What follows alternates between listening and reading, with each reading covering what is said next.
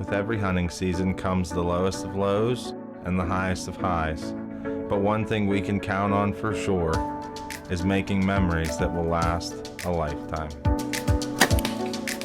Pounded him, baby. First double beard. This is definitely one I'll remember forever.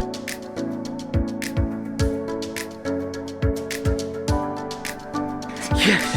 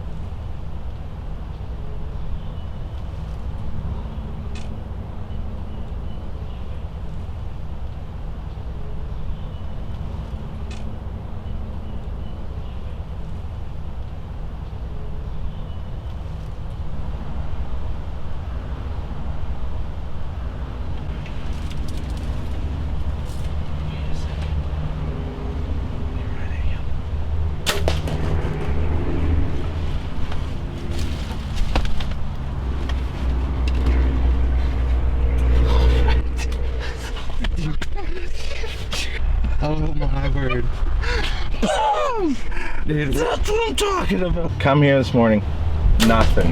It's like silence, no gobbles, no hens. Then like 9 o'clock rolls around, we're fixing to pack and leave, and we hear a bird. I hit the call, he hammers back. We're like, all right, he's coming. He comes clear up, this is a wood line right here behind the blind, 2 fields. And he comes right here, stands right here, 8 yards out of the back door of the blind. You can hear him spitting and drumming. And I was so disgusted. I was like, this is just how it's going. So then this bird leaves, and Titus says to me, I heard one way out in there make some really loud yelps. So I cut, yell and scream on the call for like 5 minutes, and then I said, that's it. Like, we're waiting a half hour leaving. I'm sitting here, I look up, here comes this bird. He keeps acting like he's gonna leave. He's like right on the edge, 35, 40 yards, walking around the decoys. And my call was down. I'm trying to decide whether to shoot him, what to shoot him with. Finally, he committed, turn, come right to decoys. I pounded him, baby. The Halon takes another one, and we're gonna get out and look at this bird. So, come on, let's go. Dude, he's got hammered. Inch? More than that.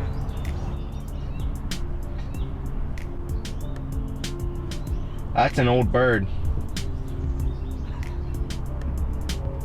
Dude, he has those red feet too. Yeah, this one's well over inch. What's his beard? I say 9. 9. Nice. 10 o'clock. This is too late for me. All right, guys, well, I could not be more happy. This has been a 4-year quest for me. When I was younger and before the boys were big enough to be big into turkey hunting, you know, killing one with a bow was kind of an every year occurrence. I think I did it 3 or 4 times back to back. And then once the boys started hunting, it just took more time to get their bird, and I always found myself hunting the last week of the season with sketched out longbeards that have been hunted for a month, and I just ended up shooting them with a gun because I could never get them to commit. You know, for the bow, you gotta have a bird that plays the game just right, commits, comes to the decoys, and this bird played the script. This morning we were a little frustrated earlier on. It was actually 10 a.m. before we got him killed, but we come in this morning pretty quiet till about 8, and then the bird was actually in the field behind us here, 8-10 yards from the back of the blind, just gobbling his brains out. And you know, I was just getting him talked into coming through the wood line, and a hen come out and pulled him away from us. We thought the morning was over, so we sat there about another hour, and then he gobbled a couple times. So I just got real aggressive, called quite a bit, and then I shut up and I didn't call again. And we don't give them the credit they deserve about hearing. I mean, he was 300-400 yards from us. Yeah. I basically called for a sequence for 3-4 minutes, really loud and aggressive, and he pinpointed it right down. I mean, we're sitting there, thought the morning was over, and I look up and he's standing in the corner of the field. He kind of was really giving me an emotional roller coaster. He was like leaving, coming, and finally he got around far enough to where the decoy spread obviously looked a little better, and he just committed, went to full strut, committed, and the rest is history. So first bird with the Halon. I've owned the bow for 2 years but haven't been able to get a bird, and this really ends my Pennsylvania season the way I was hoping to.